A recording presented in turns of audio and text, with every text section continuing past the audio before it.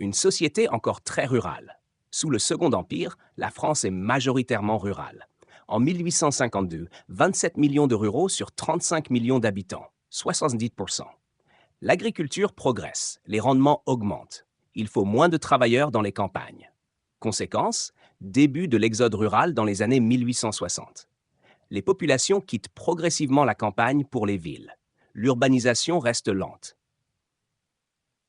Les modernisations sociales, les revendications ouvrières. Depuis les années 1830, les ouvriers contestent leurs conditions de travail. En 1872, Napoléon III envoie des ouvriers à l'Exposition universelle de Londres. Ils découvrent les syndicats anglais et le droit de grève. Ils veulent agir collectivement pour améliorer leurs conditions. La loi Olivier, 25 mai 1864, supprime le délit de coalition. Les rassemblements d'ouvriers ne sont plus interdits. Mais le droit de grève n'est pas réellement reconnu. L'Empire surveille et menace toujours les coalitions. Conséquence, les grèves deviennent plus nombreuses à la fin du régime. Aix, usine Schneider au Creusot. 3. La naissance du Second Empire, 2 décembre 1851. Coup d'État de Louis-Napoléon Bonaparte. Il dissout l'Assemblée nationale. Il demande l'appui du peuple par plébiscite. 2 décembre 1852, proclamation du Second Empire. Louis-Napoléon Bonaparte devient Napoléon III. 4. Un régime autoritaire. La Constitution donne beaucoup de pouvoir à l'empereur. Il propose les lois. Il promulgue les lois. Le corps législatif vote les lois, mais ne peut pas en proposer. Autre caractéristique autoritaire. Liberté de la presse limitée. Opposants arrêtés ou déportés. Guyane, Algérie. Environ 10 000 déportations après le coup d'État. Le pouvoir s'appuie sur plébiscite, propagande, culte de la personnalité.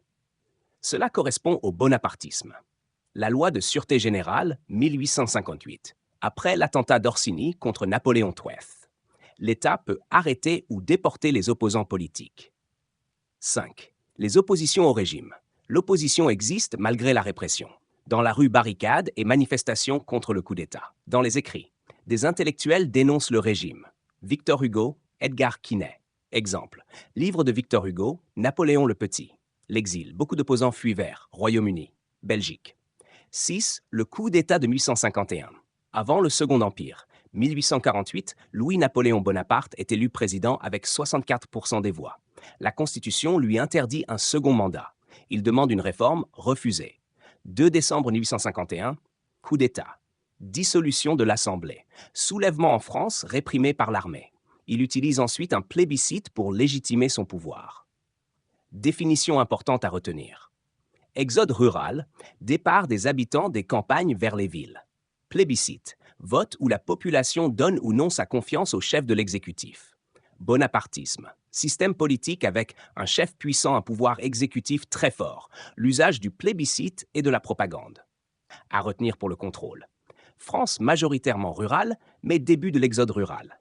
Loi de 1864, tolérance des grèves, mais pas vrai droit. Second Empire créé en 1852 par Napoléon III. Régime autoritaire avec censure et répression. Opposition intellectuelle et politique. Victor Hugo.